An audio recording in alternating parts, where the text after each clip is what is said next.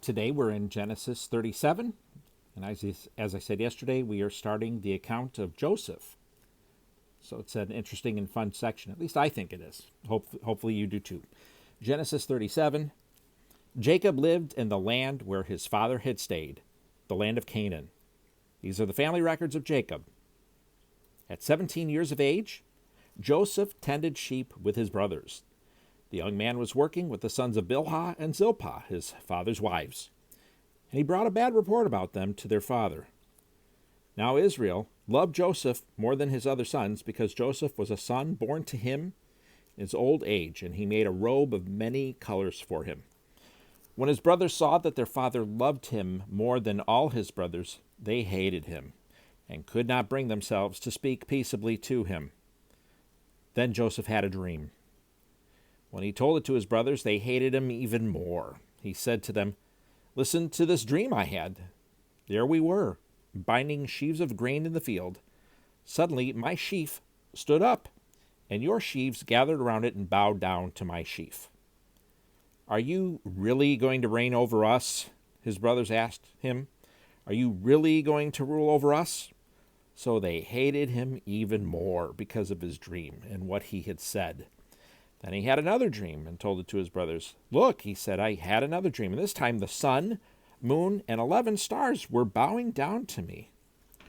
He told his father and brothers, and his father rebuked him. "What kind of dream is this that you have had?" he said. "Am I and your mother and your brothers really going to come and bow down to the ground before you?" His brothers were jealous of him, but his father kept the matter in mind. His brothers had come to pasture their father's flocks at Shechem. Israel said to Joseph, "Your brothers, are pasturing the flocks at Shechem. Get ready. I'm sending you to them." "I'm ready," Joseph replied. Then Israel said to him, "Go and see how your brothers and the flocks are doing, and bring word back to me." So he sent him from the Hebron Valley, and he went to Shechem. A man found him there wandering in the field and asked him, "What are you looking for?" "I'm looking for my brothers," Joseph said. "Can you tell me where they are pasturing their flocks?" "They've moved on from here," the man said. "I heard them say, 'Let's go to Dothan.'" So Joseph set out after his brothers and found them at Dothan. They saw him in the distance, and before he had reached them, they plotted to kill him. They said to one another, "Oh, look, here comes that dream expert. So now come on, let's kill him and throw him into one of the pits. We can say that a vicious animal ate him. Then we'll see what becomes of his dreams." When Reuben heard this, he tried to save him from them. He said, "Let's not take his life." Reuben also said to them, "Don't shed blood. Throw him into this pit in the wilderness, but don't lay a hand on him," intending to rescue him from them and return him to his father. When Joseph came to his brothers, they stripped off Joseph's robe, the robe of many colors that he had on. They took him and threw him into the pit. The pit was empty, without water. They sat down to eat a meal, and when they looked up, there was a caravan of Ishmaelites coming from Gilead. Their camels were carrying aromatic gum, balsam, and resin, going down to Egypt. Judah said to his brothers, "What do we gain if we kill our brother and cover up his blood? Come on, let's sell him to the Ishmaelites and not lay a hand on him, for he is our brother, our own flesh." And his brothers agreed.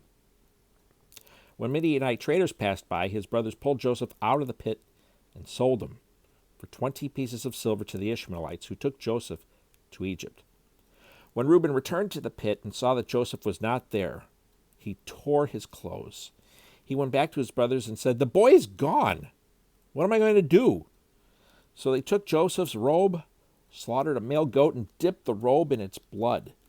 They sent the robe of many colors to their father and said, "We found this. Examine it. Is it your son's robe or not?" His father recognized it. "It is my son's robe," he said. "A vicious animal has devoured him. Joseph has been torn to pieces."